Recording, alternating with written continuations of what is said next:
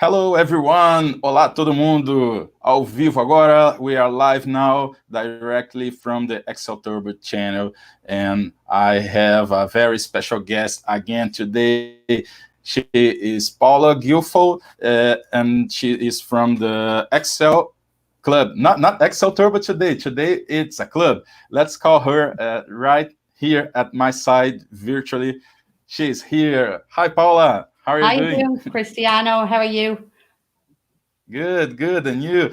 I see that we have a lot of things to talk today because we had some minutes right now, and it was fun to talk with you, and they will enjoy a lot. Thank you for accepting the invitation for coming. Thanks for inviting me. It's definitely a pleasure to be here. Good. I have to show you some guys that are waiting for us here. You know some of them. For example, ha, Faraj Faraz. Shaikh, Yeah, Faraj, yes. And this guy here as well, Alan. Alan, yes. Alan Murray. Lígia is here as well. Lígia Galvão is always following your content as well. And we have Marcelo Diaz.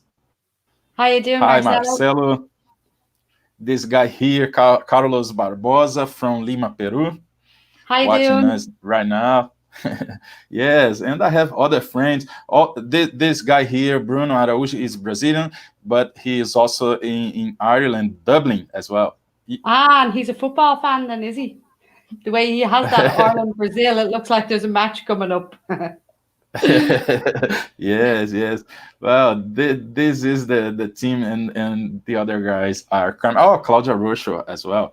Claudia have been watching the other interviews, and she was watching Nabil, and it's always here to learn from everyone. Well, I'm very happy today. So I tend to talk too much, but today is your day, so you will be talking more than me right now. But let me show them something here, so everybody from my audience you will also know. I think it's very easier to know you than me, but anyway, in any case, let me put this on the screen because I think this is huge. I would like you to talk more about this because I think these numbers are huge. 84. It's too Almost much. at Talk about this. 85,000. So close to Yes. 85,000.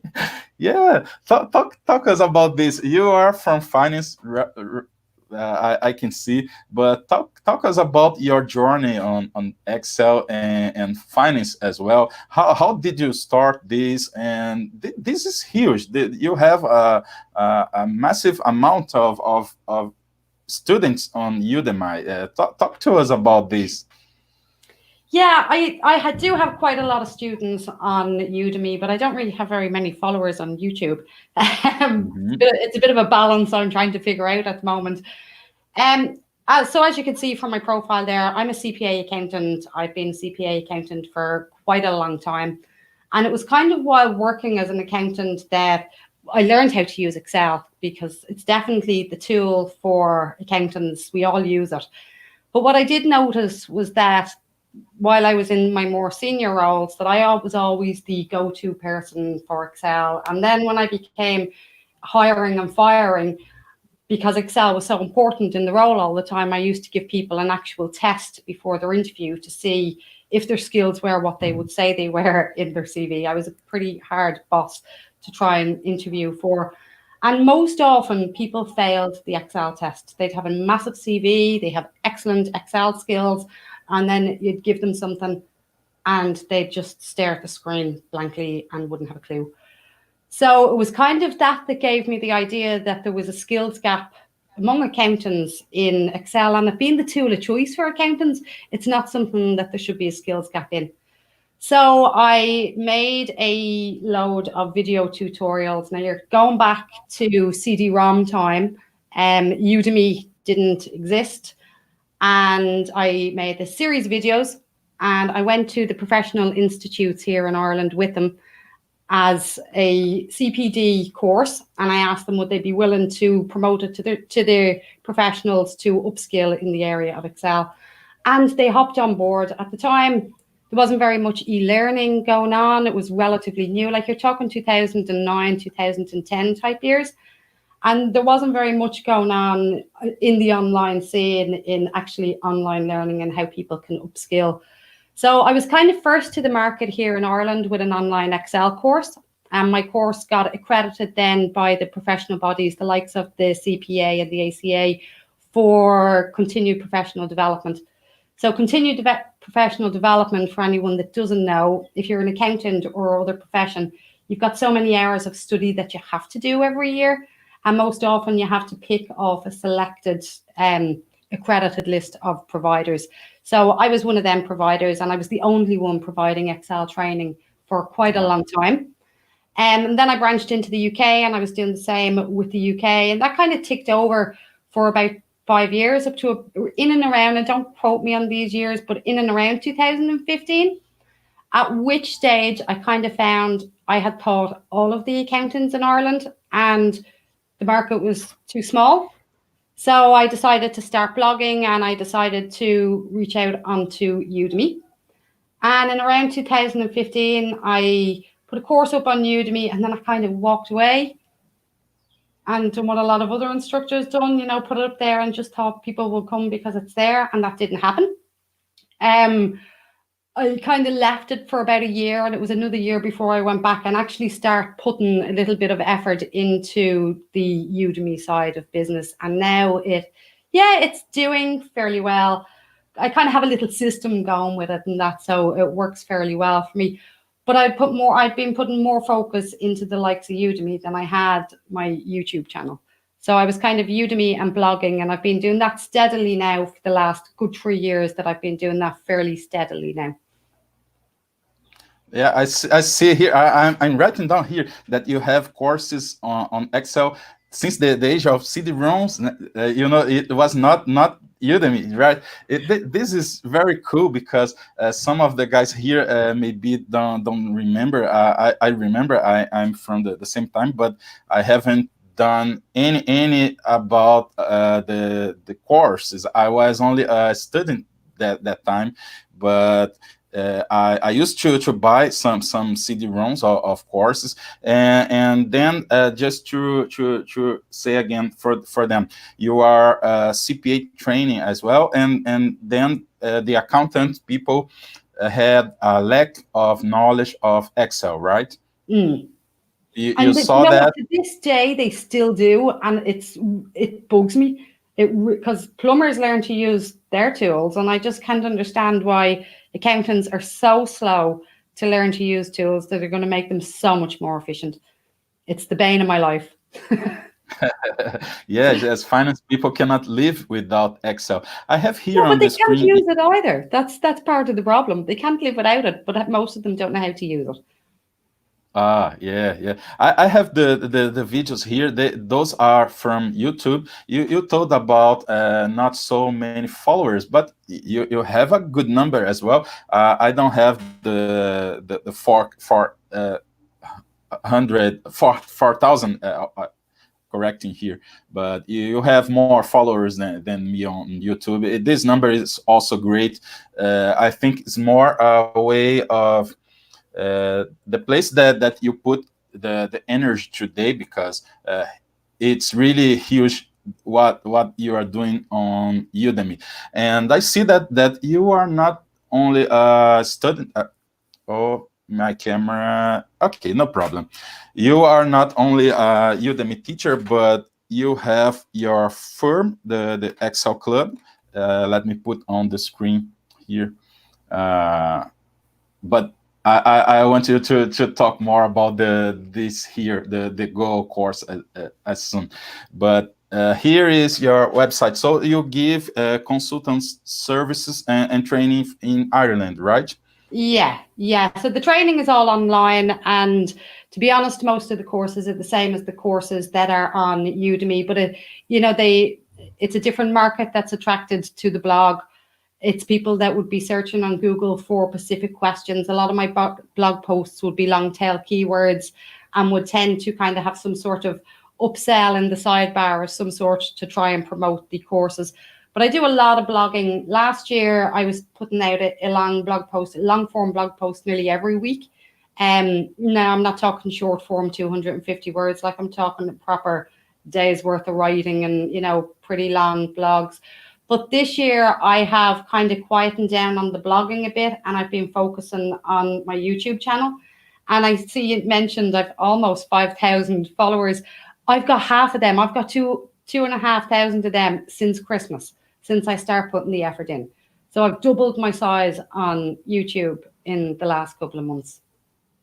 Yeah, this blog is awesome. I saw that you have also some articles on LinkedIn, and then they leave us to the blog to read more. And this is amazing because sometimes people want a short content to know more later, and then they can know more by visiting the blog, and this is awesome. But let me talk about the course, because this is today we are recording this live. Today is May 18, and we have something happening up to tomorrow, right? Yes, we do indeed. It's Something yeah, really, really exciting that you're part of. So, you should really hop in there with me. I'm So happy. I think a lot of us are quite happy. So what we've done is we've put together an Excel course of over 5 hours of basically Excel tips by 26 Excel experts. And the whole idea was to raise money for COVID relief in the developing world. And I think what kind of happened was when the lockdown happened here in Ireland and we all got trapped at home, it was very much a shock to the system. And I was watching way too much news, and I was letting it get in on me quite a bit. And then I started to think, well, Jeannie Mac, if I'm feeling this way, imagine how people in the developing world are feeling, people that have no water to wash their hands, places where there's already a crisis, where they're already dealing with the likes of Ebola that they haven't been able to get rid of. How are they going to manage? So I thought it would be a nice idea to create an Excel course and see if I could raise some funds to kind of help with the relief in some way. So I reached out to a couple of instructors. I reached out to two people first, Alsta Soleil and Alan Murray. And the support that I got off both of them was absolutely amazing. Oz very much helped on the side of just advice, how to deal with, how to approach all my Excel peeps and how to ask them, and what would be the best way to go about it.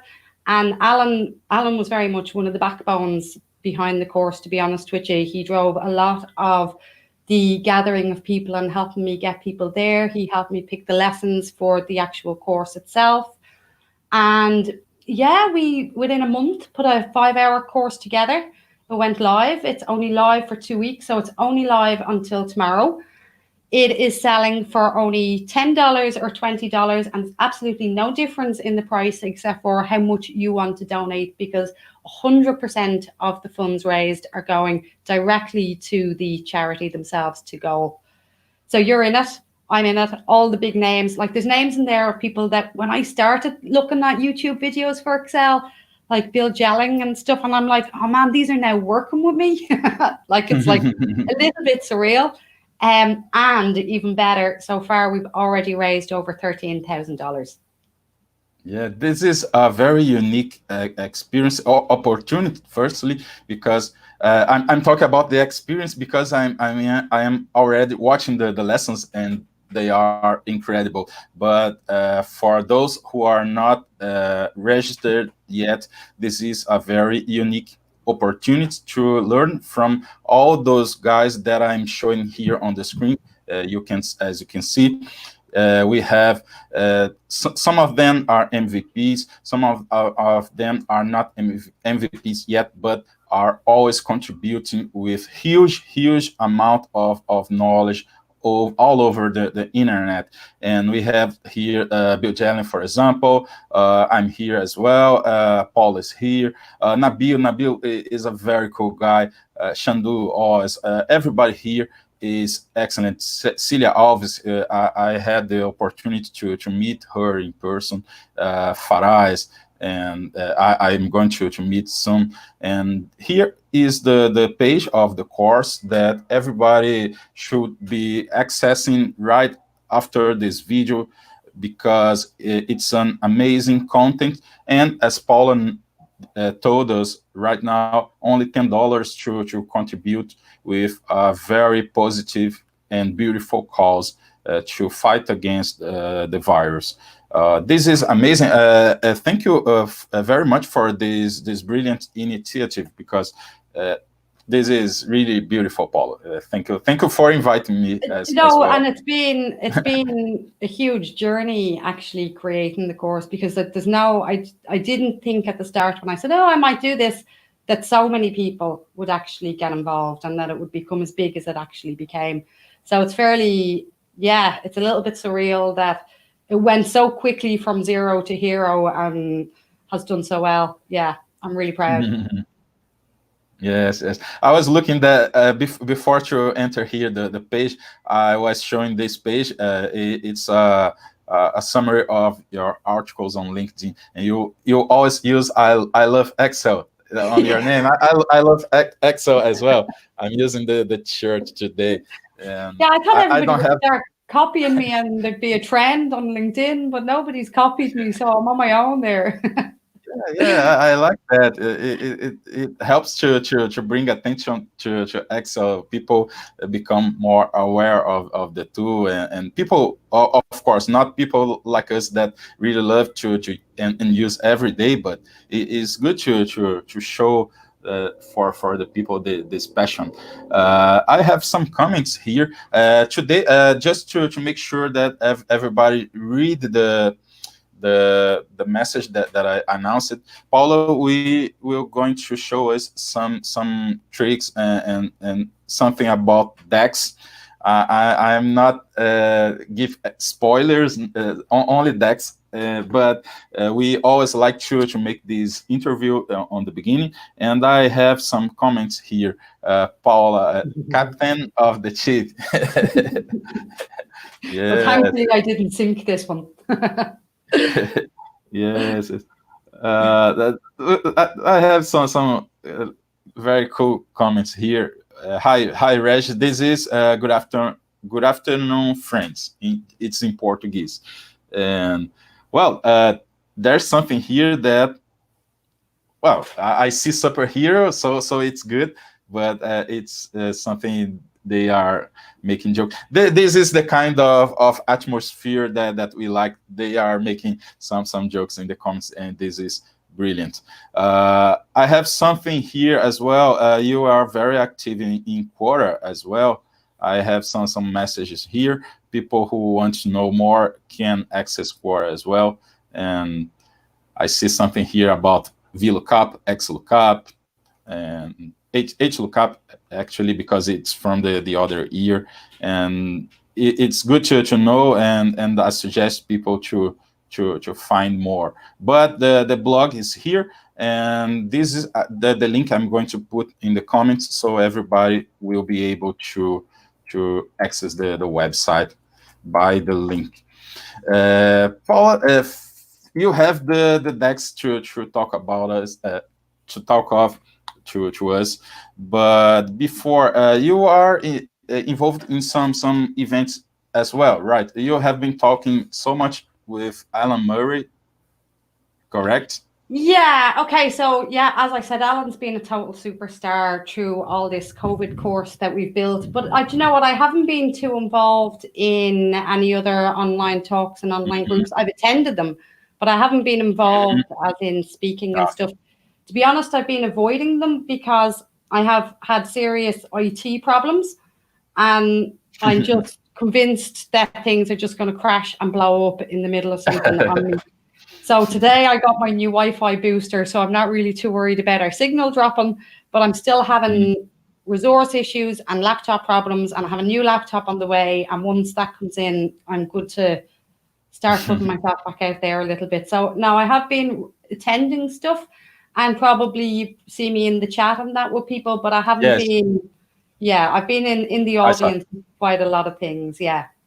Yes, I saw you. I have some problems here. For example, my laptop has fallen, and the USB here sometimes turn off. I have to fix this, but not now during the pandemic. I'll have to wait a little bit. But this thing happened, and it's good that we have this chance to talk. So let me put here today. We are going to talk about the DAX. DAX is data analysis expressions, but I will talk only up to this point because this is your turn, your show. Feel free to share your screen and show them what you bring today here for Okay, us. well, I didn't have too much time to prepare today because things No went a problem. little bit No problem. crazy on me. So what we're going to do is just go through a few little tips on when you're using DAX and DAX best practice. And we're going to talk about keeping fact and dimensions tables separate. And then if we have a little bit of time, then after that, we'll also probably look at reasons why you should not do data transformation steps in DAX that they should be done somewhere else. So I am going to share my screen. Mm-hmm. It's Now, right here under the screen, below the screen. Mm-hmm. okay, so my screen is sharing now. Yes, it's active. Great, great. Okay, so what we're going to talk about is keeping fact and dimension tables separate. We're going to talk about the hows, and we're also going to talk about the whys. But before we can really get into the whys and the hows of keeping fact and dimension tables separate, you really need to understand what a fact table is and what a dimension table is. And you also need to have an understanding of what relationships are. So what is a fact table? Well, a fact table is a table of data that contains details of something that has happened that you're going to want to analyze. For example, you could have sales tables, you could have purchase tables, you could have HR tables. So fact tables often contain quantitative amounts that can be easily aggregated. So let's take a look at this table here that I have for an example. This is a very simple facts table, and it is a sales fact table that contains the date, it contains the invoice number, customer ID, product ID, selling price, units sold, and total sales. Now, the customer ID and the product ID, these would be keys that are used to create relationships with other tables. Whereas value fields such as selling price, units sold, total sales, these are fields that can be aggregated, and they're fields that you would probably want to be analyzing. So that's basically what a facts table is. So then what is a dimensions table? Well, a dimensions table is basically a table of details that describes the facts. I have a sample dimensions table here, and this is a customer's dimension table.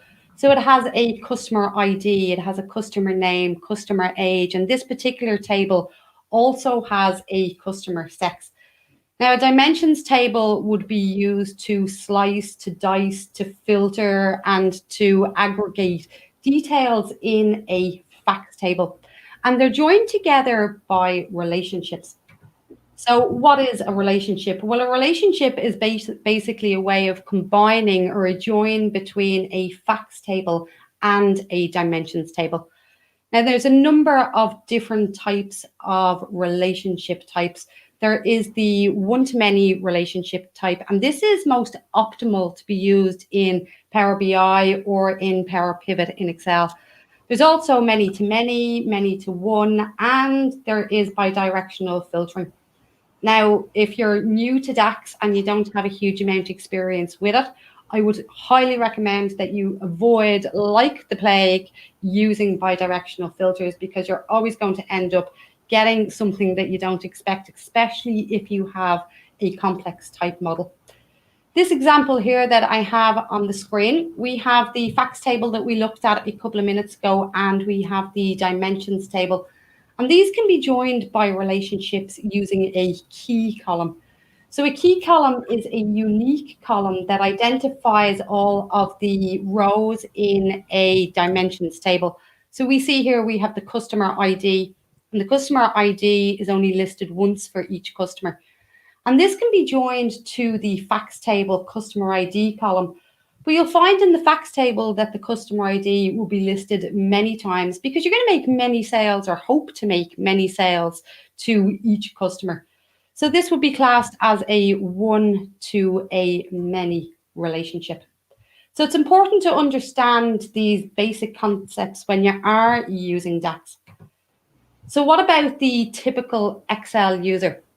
Well, the typical Excel user, when they are faced with a situation like this, where they have a dimensions table and a facts table, they tend to increase their facts tables with additional columns. Now, this is extremely common thing to do, and most of us as Excel users would do this.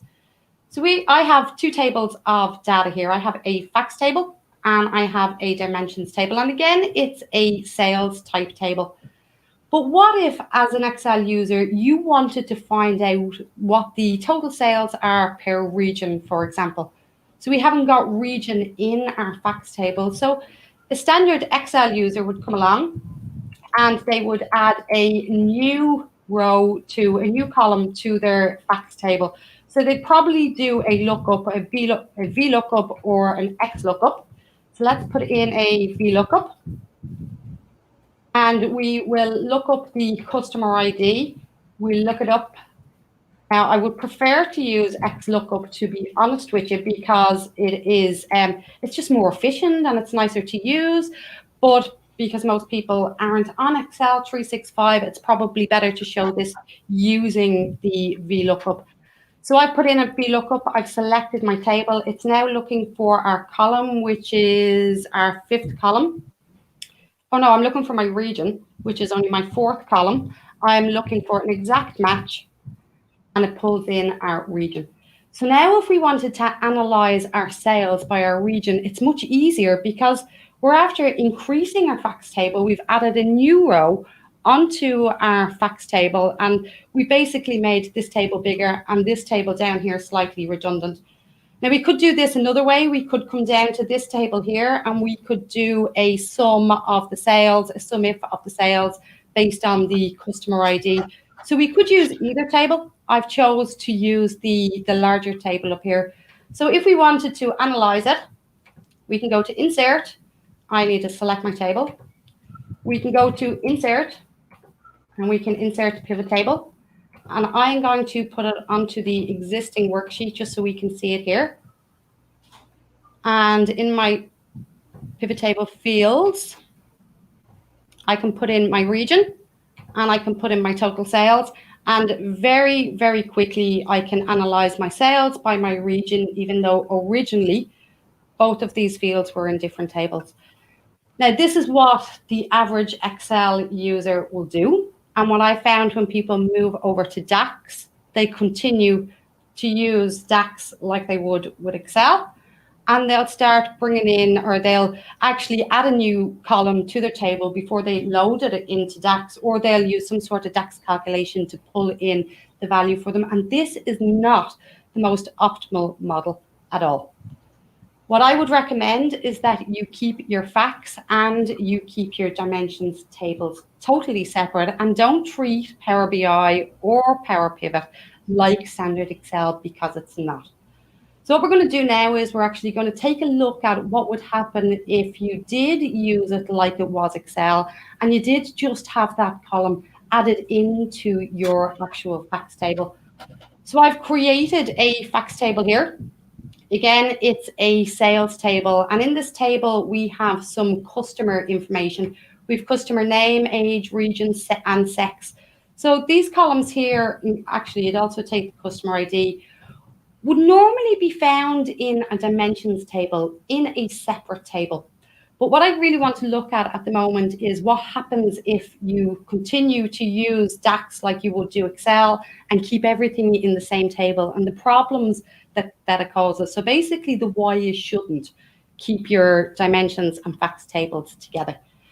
So I'm going to load this whole table into our Power Pivot model. So I'm going to add this to, actually, I don't want to add it straight to our data model. I want to load it in via Power Query. So I'm going to go back into Power Pivot and just delete that, because I do want to load it via Power Query. And that's another quite important step. Actually, I would always recommend you load via Power Query first, and I will explain that now in a second.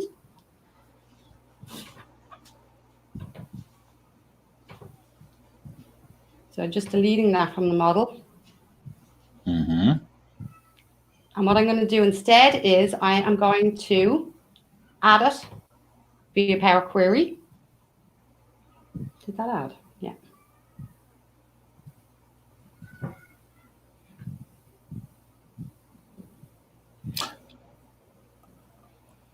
Let's just take, now, do you know what? It shouldn't take that long, but as I was explaining, I do have resource problems. So things just are taking a little bit longer on my laptop than what I would like it to do. So I'm going to create a connection, and I'm going to add it to the actual model. So that will create a connection, but it'll also add the table back into Power Pivot. So we're going to go into the Power Pivot model now. Mm-hmm. Okay, so we've loaded the table into Power Pivot there easily enough, and I'm going to just drag this up so we can see things a little bit. So what if we wanted to find out, for example, what the average age of the customer is and the average sales as well? So we could quite easily do an average formula in DAX, and we are going to take our customer age, and that will give us our average age for our customer. And I'm just going to rename that average age. And I'm going to are you sharing only Excel or all the screen? I'm sharing the Power Pivot screen. Yeah, because I cannot see. I was about to tell when you open Power Query, I couldn't see the Power Query, but you told about something about speed. So you can't see that Power Query, no? Yeah, I'm looking only the spreadsheet, but not the Power Pivot. Okay. It probably when you share the screen, you pick only Excel and not all the screen, so it will be showing only the spreadsheet, the workbook. Okay, so if I stop sharing and then reshare. Yes. Okay. Share screen.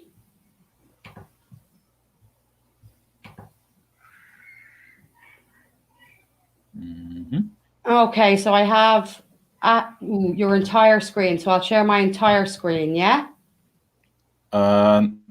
Yes. Yes. And then I can enable from this side here as soon you share. Okay, can you see my Power Pivot window now? Oh, yes. Great. Okay, so all that you really missed was me actually loading the data from Excel. So when I was in Excel, I go back into my table, I loaded the data into Power Query, and then from Power Query, I just loaded it then into Power Pivot, and I opened up my Power Pivot screen, and I calculated the average age using the average function, and that's all that everybody missed. So it wasn't too much, it wasn't too important. I'm also going to calculate the average sales. So I'm going to select average, and I'm going to take my sales field, if I can even read right now, my total sales field. Would have been easier for me to type it in.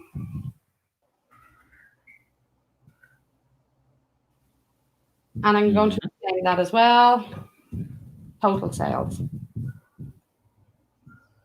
Okay, so I've created two very, very simple measures. Now, remember, this table contains facts and it also contains dimensions. So what we're going to do is create a pivot table from the data. I'm actually going to put it onto the same worksheet as the table because I want to show you how the calculations actually work. And I'm going to drop in our customer I'm going to drop in our region. And then I'm going to drop in our average sale, average age, and I'm going to drop in our total sales. Now, another DAX tip, which I didn't follow myself there, is when you are creating DAX functions, it is always best to actually do the formatting in your Power Pivot window or in your Power BI window and not in your pivot tables. You can see the formatting there is really not great. But if I format this here now and I go and I change the pivot table, I lose the formatting. So I'm going to hop back to my Power Pivot and I'm just going to format these just so the values are easier to read. And that way, when you format them in Power Pivot or in Power BI, and you go back then to your Excel model, the formatting will always remain in place. It doesn't matter how you slice, how you dice, how you pivot. The formatting that you selected in your actual model will filter through to any reports or any charts that you actually run. Because like I said, you will lose the formatting if you start slicing and dicing and moving your pivots around. So what we've done is we've calculated the average age per region and the average sales. I put in total sales there, but it's actually average sales. Now, the thing with this is most people would now say, that's fine, my figures are grand, and off I go and give this to somebody as a report. But facts are, with DAX, you don't always get the results that you're actually expecting. And you should always check the values that you get, because if you have dimensions and facts tables in together, things can go wrong very, very quickly. Let's take a look at this value here for Northern Ireland for average age. So what I'm going to do is take our original table. I am going to just select Northern Ireland. And we can see that we have in here 3 sales for Northern Ireland. So we have a customer age in 3 times. But for that 3 times, we have Dylan Lynch in there twice. And then we have Jack Kelly in there once. So the average for the 3 of these together, these 3 values have been added together and then divided by 3 to give us this average age of 34.33. And that's not correct because Dylan has now been weighted twice instead of once. So it is just not the correct way of doing things. What we need to do is only include the customer once. But because the facts and the dimensions have been mixed together, you're going to have problems. Now, you can overcome problems like this with DAX, but it does mean that you need to know a little bit more complex DAX functions and formulas to get around it. And it also means that you need to know that these values are not going to be correct to use the additional functions and formulas in DAX to make it correct. So what we're going to do now is look at how we can fix this with DAX. But fixing it with DAX is also not the most optimal model. So I'm going to show you then how to fix it without using DAX. So I'm going to unfilter this here. And we're going to hop back into our Power Pivot model. And we're going to calculate a new average. But this time we're going to use average X. And we're going to use the summarize function. Now, the summarize function is a great little function. It creates a virtual table and then it carries out the expressions and the calculations on the virtual table that it creates. So it'll take a larger table and break it down into a subset and then only carry out the calculations on that particular subset. So we're going to take as our table, this table is called detailed sales. So we're going to take our detailed sales table. We're going to group it by our customer ID because that is our unique field for our actual customers. We are then going to take our customer age.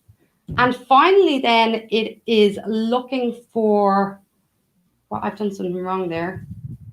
Let's go back there. I need to take my customer age. And then finally, then it needs the expression for our average X. And this is just going to be, again, our customer age. And again, the calculation is slow only because my resources are so bad. And I'm going to call this correct average. And then I'm going to hop back to our pivot table. And this time I'm going to put in our correct average. And we can see that we have a completely different average age than what we had got the first time. Now we can sanitize this actual age now, and we can re-go through the actual filter process. So if we filter by our region, we just bring in Northern Ireland. And this time, if we only take these two values here, we can see at the bottom of our screen, our average is 38. And we can see now our average is 38. So with a little bit more DAX knowledge, it doesn't really matter too much if your facts and dimension tables are mixed up, but it does mean that you're going to need to know more complex DAX to actually get around it. Now, using the summarize function is not the only function that you can use to actually get around it, but it's just the one that I chose to look at today. So what we're going to look at next is how we can overcome this before we get to DAX, because the more DAX calculations that we have, the slower our model becomes, the harder our model becomes to understand for other people. So if you can do some prep work before you create your DAX model, it's going to make everything work a lot faster, a lot easier for everybody else to understand and to read. So my next tip basically is Power Query is your friend. Power Query is my best friend. I absolutely love Power Query. And that's the reason why I loaded this into Power Query before I loaded it into our Power Pivot model. So I'm going to go in and I am going to edit this. Again, it's just a tad bit slow.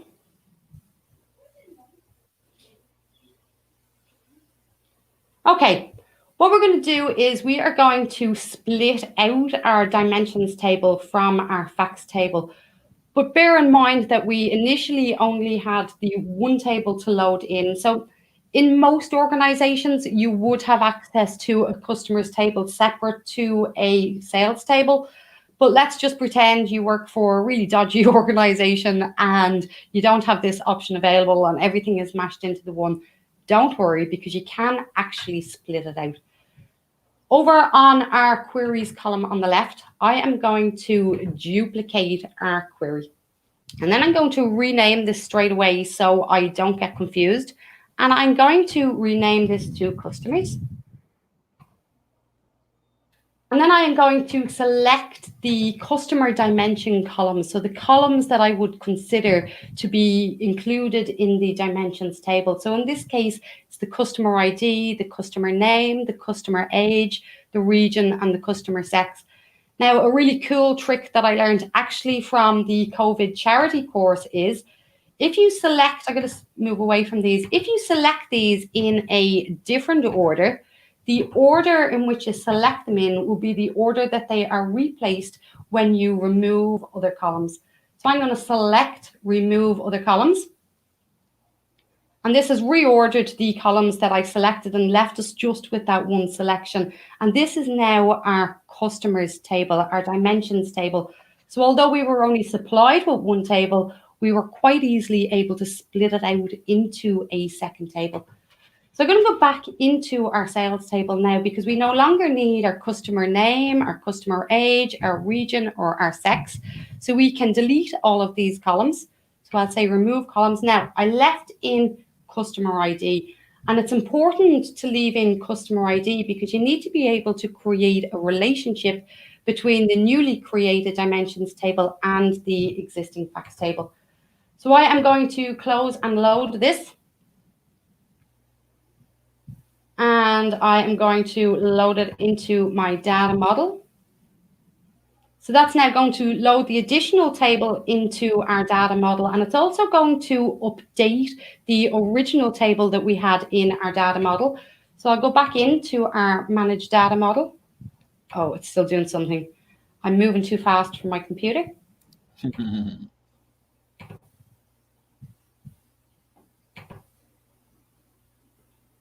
Okay, so our customers table has come in and our detailed sales table is still there. Now we can see we have some errors here on our sales table. We have errors in our measures because We have now deleted these columns from our model in the first place. They're no longer in our facts table, so we need to just delete them.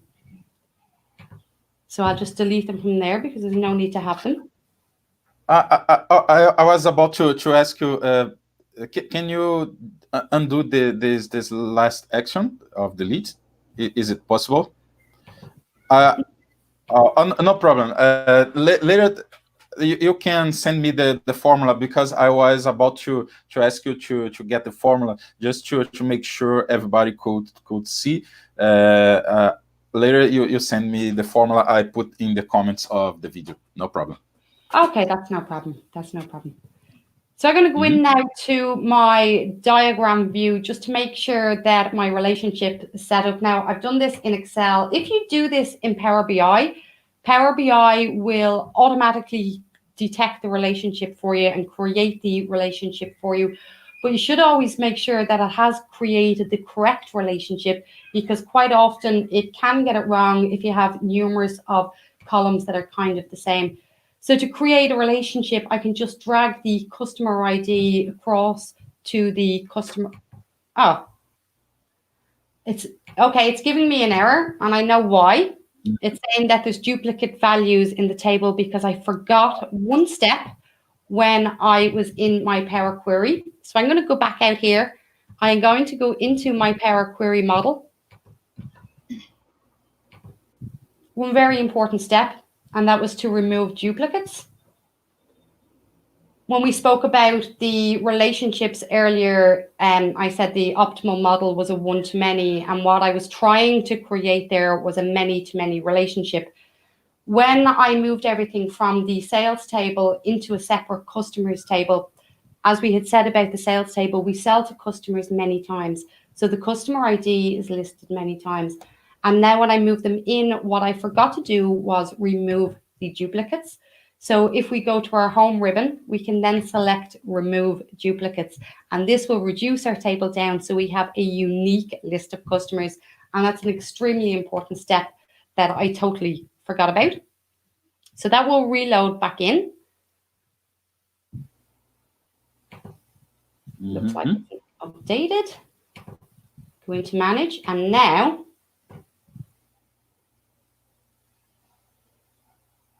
my relationship is set up quite easily. And we can see that this is a one-to-many relationship because we have the one here showing the one side and the star showing the multiple side on the other. So we'll hop back into it. No, we will go back into our data view. And in our customers table, what we can now do in our customers table is calculate the average age using the very simple average function that we looked at earlier on. And we will look at the customer age in the customer table.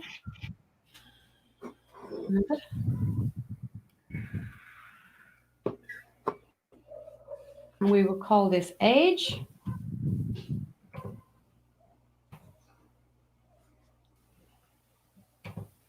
And I go back into my model. Now, what has happened is we noticed that the pivot table we created earlier is totally messed up on us, and it's totally messed up on us for a number of reasons. When we selected the region, it was contained within the sales table. We've now removed it from the sales table and we've put it into our customers table. So I can take our region from our customers table, and I can also now take our average age, and we see that we now get 38, which was the same average, or the correct average that we got when we done the more complex DAX calculation using the actual summarize function. So that kind of wraps up that tip. Really, what I've been trying to get through to everybody is that it's really important to keep your facts and your dimensions table separate. It can work having them together. You just need to know more complex DAX. But then when you start to scale and your models start to get bigger and you start to add more tables and things get more complex, if you don't check your totals and things are all bumped into the one table, you're going to have serious problems. Yes, excellent. Time? We are okay. We are inside the time. Excellent. So guys, make sure you are understanding the firstly the concept of the facts tables and the dimensions, as Paula told us, and then you have a broad uh, amount of tools inside DEX. It's step by step, learning all the functions step by step. You start with average, then you move to average X, summarize. You start to learn step by step, as in the same way that once everybody started to learn the Excel functions, right? Is it correct, Paula? That's correct. And with DAX came out before Power Query. So Power Pivot was introduced before Power BI, and Power Pivot had DAX, and Power Query wasn't there. Getting transformed data wasn't there. I think Power Pivot was and DAX was 2010. I might be wrong. And Power Query was a year or two later. So we didn't always have these options. We did have to learn the long way. We did have to learn summarize and that, but embrace Power Query because it can really, really speed up your model. It can make things just work much smoother for you. And I would definitely think about learning Power Query at the same time as learning Power Pivot and Power BI. Yes, it's great because it's the step where data is coming through our BI solution, right? The data is coming through the Power Query. Then we start to create models later.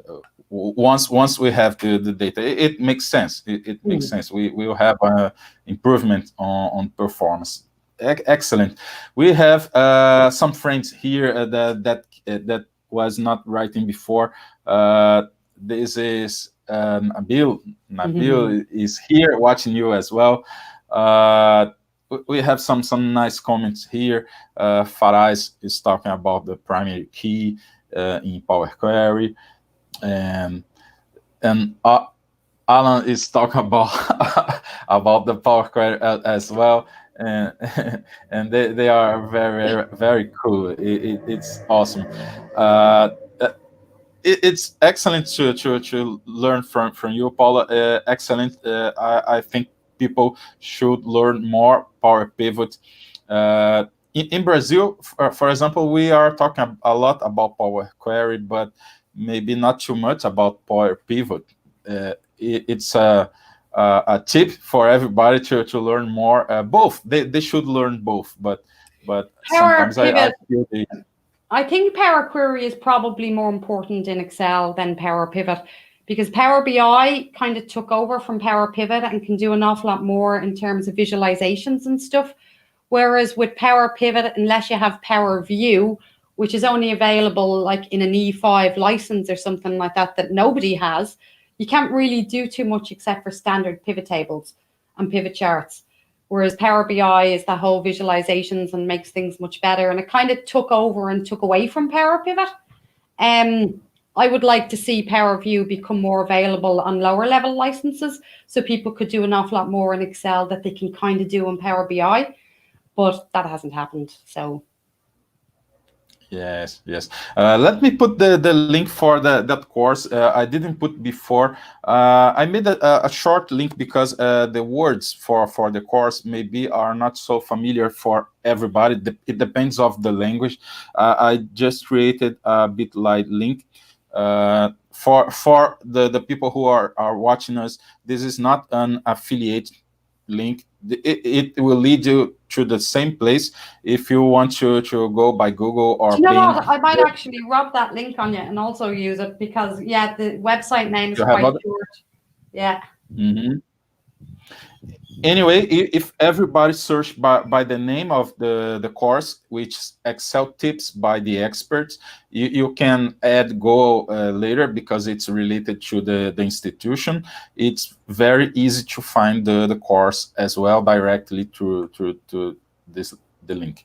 Do you want to send me something here to display on the screen? If you want, you can write on the private chat. I can put on the screen if you want. Okay. No. Excellent. Thank you. People are saying thank you, Paula, for the nice tips. Christian Angel, which was not on the beginning, he couldn't come on the beginning. He's looking forward to get the entire recording. It will be available on YouTube here or on my LinkedIn as well. We are streaming to LinkedIn as well. Thank you, Paul. I'll give the last minutes to you again, so you can say some final words to them. I think the course is very important because they can learn from great experts and also contribute for a very positive cause. But I will give you the screen again. I will give you the all the sound, and you will be able to say them the I final don't have words anything to before. say. Yeah, you can talk about your side, your work, and feel free. It does don't need to be any kind of advice. It's just a way that I like to finish with the very special guests. So it's with you. Great. Well, just thank you very much for having me, and for everybody that's watching, thanks for watching. And if you have not signed up for the charity course yet, do sign up. Enrollment ends tomorrow. It's for a really, really good cause. It's a once-off course. You're not going to get the same 26 Excel experts together again for a course in only God knows how long. So sign up and grab this course while you can, because there's some really amazing tips in it. That's it. Okay, thank you very much, Paula. Thank you. Bye Thank you. bye.